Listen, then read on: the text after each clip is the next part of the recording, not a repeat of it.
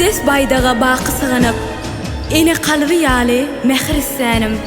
Toğa ediyen bilin başımı egip, sana söygüyüm çeksiz Türkmenistanım.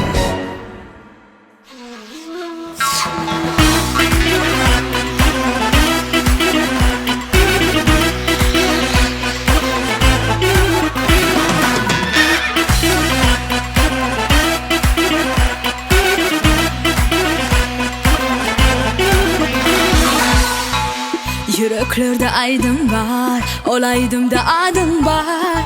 Günne yanlan yar, gül bezelen meydan. Baraha dasman, toprağından bırgısım. Olgumun kımmatın, sana dendir vatan, dendir vatan. Ol cennet bağları dey, ol şirvan sağları dey. Canalı can yeri dey. Türkmenistan, Türkmenistan.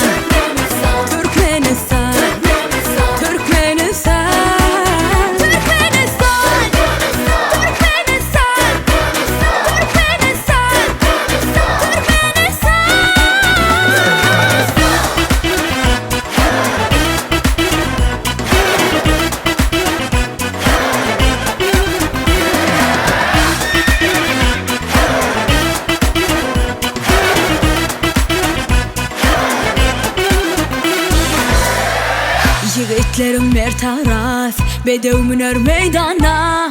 Gözellerde begres, millilik her cana. Zenana ağlas, şayfeplerin sesin. Koy elem dinlensin, sen şöhretle sensin. Canım vatan, ol cennet var.